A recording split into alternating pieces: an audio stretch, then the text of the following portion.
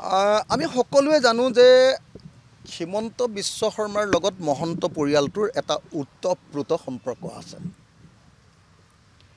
আমি সকলোৱে জানো যে হিমন্ত বিশ্ব শৰ্মা বিজেপিলৈ গমনৰ গোটেই প্ৰক্ৰিয়াটোত শ্যামকানু মহন্তহঁতৰ পৰিয়ালটো গম্ভীৰভাৱে জড়িত আছিল। গতিকে এই প্ৰভাৱশালী মহন্তৰ পৰিয়ালটোৱে যোৱা 13 দিন ধৰি হিমন্ত বিশ্ব শৰ্মাৰ পাখিৰ তলত লুকাই থাকি তেওঁলোকে ৰাজনৈতিক নিৰাপত্তা লাভ কৰি থকা আমি দেখিবলৈ পাইছিলোঁ। আৰু সেইকাৰণে তেওঁলোকক ধৰি নানি তেওঁলোকক 20 দিনৰ পাছত সাজু হ'বৰ কাৰণে এটা আচৰিত নভবা নোহোৱা নাভুত নাচুত এখন জাননী অসমৰ মুখ্যমন্ত্ৰীৰ নিৰ্দেশত জাৰি কৰা হৈছিল। এতিয়া আপোনালোকে সকলোৱে জানে যে মুখ্যমন্ত্ৰী হিমন্ত বিশ্ব শৰ্মাৰ ৰাজনৈতিক উপদেষ্টা আছিল ননীগোপাল মহন্ত, শিক্ষা উপদেষ্টা আছিল ননীগোপাল মহন্ত, আৰু তাৰ পাছত সেই ননীগোপাল মহন্তক মুখ্যমন্ত্ৰী হিমন্ত বিশ্ব শৰ্মাই গুৱাহাটী বিশ্ববিদ্যালয়ৰ ভিচি ৰূপে নিযুক্তি দিছিল। আৰু যি সময়ত তেওঁক ভিচি ৰূপে নিযুক্তি দিছিল সেই সময়ত স্বজন প্ৰীতিৰ কথা ব্যাপক ৰূপত চৰ্চা হৈছিল। গতিকে ননীগোপাল মহন্ত যিহেতু শ্যামকানু মহন্তৰ ককায়েক দাদাক, গতিকে বিষয়টো নিশ্চিতভাৱে এটা অতি গুৰুত্বপূৰ্ণ বিষয়। দ্বিতীয়তে আপোনালোকে সকলোৱে জানে যে ভাস্কৰজ্যোতি মহন্ত সৰ্বানন্দ সোণোৱাল আৰু হিমন্ত বিশ্ব শৰ্মাৰ তত্বাৱধানত আছিলে ডিজিপি, মন্ত্ৰীসভাৰ ডিজিপি।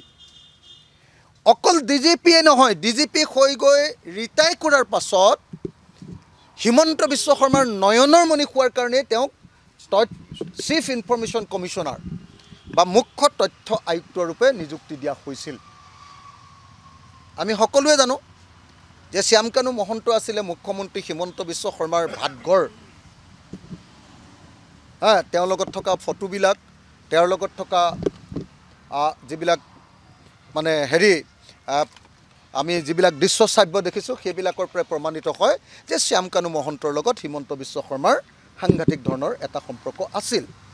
আনকি শ্যামকানু মহন্তৰ নৰ্থ ইষ্ট ফেষ্টিভেলৰ লগত মুখ্যমন্ত্ৰীৰ পত্নী সন্মানীয়া ৰিণিকী ভূঞা শৰ্মাৰো এটা অৰ্থনৈতিক যোগাযোগ, স্পনচৰশ্বিপৰ এটা যোগাযোগ আছিলে বুলি ব্যাপক চৰ্চা হৈ আছে। গতিকে জুবিন গাৰ্গৰ মৃত্যুৰ যি মূল অভিযুক্ত শ্যামকানু মহন্ত, তেওঁ আচলতে ইমান দিন ধৰি চৰকাৰৰ পৰা ৰক্ষণাবেক্ষণ লাভ কৰি থকা আমি দেখিবলৈ পাইছিলোঁ। দ্বিতীয়তে সিদ্ধাৰ্থ শৰ্মা নামৰ যিজন মানুহ, সেই মানুহজন আকৌ বিজেপিৰ ষ্টেটৰ ইউথ বিজেপিৰ যুৱ বিজেপিৰ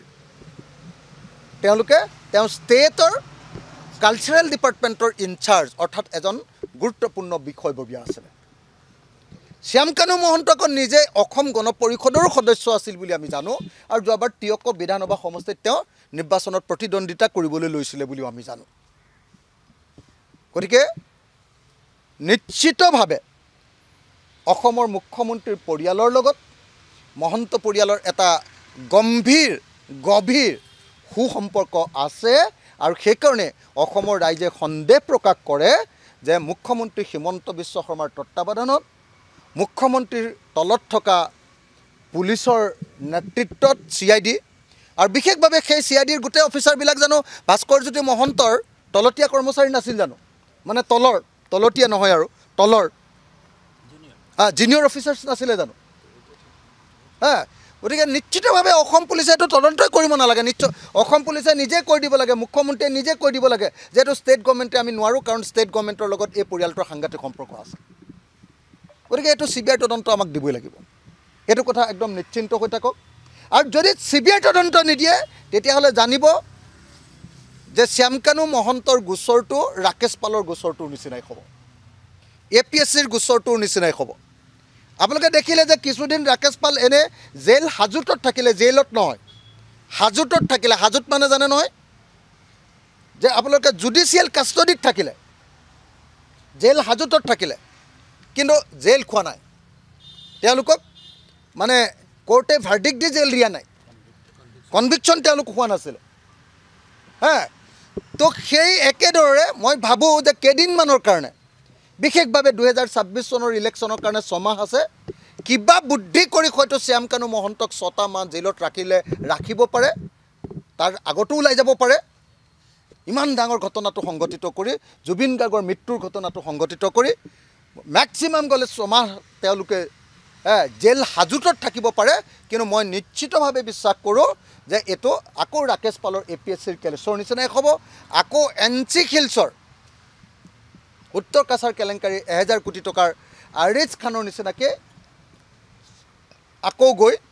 আকৌ এদিন শ্যাম কানু মহন্তই ইলেকশ্যনত উঠিব পৰা হৈ যাব গতিকে এই গোটেই ঘটনাটো মই ভাবোঁ যে মুখ্যমন্ত্ৰীৰ পৰিয়াল জড়িত থকা হিচাপে মুখ্যমন্ত্ৰী এই গোটেই ঘটনাটোৰ পৰিয়ালটোৰ লগত থকা সুসম্পৰ্কৰ পিনৰ পৰা আৰু যোৱাৰ কিছুদিনৰ মুখ্যমন্ত্ৰীৰ আচৰণ অবজাৰ্ভ কৰি আমি দাবী উত্থাপন কৰোঁ যে এই গোটেই ঘটনাটো CBI তদন্ত হ'ব লাগিব আৰু ইডিৰ তদন্ত লাগিবই কাৰণ শ্যাম কানু মহন্তই আপোনালোকে যদি এই FIRখন চাই CIDৰ যদি FIRখন চাই তাত লিখি থোৱা আছে যে শ্যাম কানু মহন্তৰ ঘৰত এটা অনুষ্ঠানৰ নামত ট্ৰেণ্ড MMSৰ নামত 2খন পান কাৰ্ড পোৱা গৈছে এজন মানুহৰ নামত এটা অনুষ্ঠানৰ নামত 2খন পান কাৰ্ড কেতিয়াও থাকিব নোৱাৰে যদি 2খন পান কাৰ্ড থাকে তাৰ অৰ্থটো হ'ল তেওঁ ফ্ৰড কৰি টেক্স ফাঁকি দিবৰ কাৰণে পান কাৰ্ডখন বনাইছে গতিকে 2খন পান কাৰ্ড পোৱা গৈছে এটা গুৰুত্বপূৰ্ণ 2 নম্বৰ 28টা ষ্টাম্প পোৱা গৈছে সিল 28টা সিল তাৰ ভিতৰত এটা PWD ডিপাৰ্টমেণ্টৰ এছিষ্টেণ্ট ইঞ্জিনিয়াৰ ষ্টাম্প পোৱা গৈছে আৰু বাকি কি ষ্টাম্প আছে ইয়াত CIDত গোটেইখিনি লিখি দিয়া নাই গতিকে সেই গোটেই ষ্টাম্পকেইটা যিকেইটা আছে সেই ষ্টাম্পকেইটাৰ পৰা প্ৰমাণিত হয় যে তেওঁৰ লগত গভৰ্ণমেণ্টৰ সম্পৰ্ক আছিলে আৰু এতিয়ালৈকে গভৰ্ণমেণ্টৰ ডিপাৰ্টমেণ্টবিলাকে শ্যাম কানু মহন্তৰ ওপৰত গোচৰ নিদিয়াটোৱে প্ৰমাণ কৰিছে যে শ্যাম কানু মহন্তৰ ওপৰত হিমন্ত বিশ্ব শৰ্মাৰ আশীৰ্বাদ আছে যিকোনো খবৰৰ বাবে যোগাযোগ কৰক 7099017330 লগতে 7099017110 নম্বৰত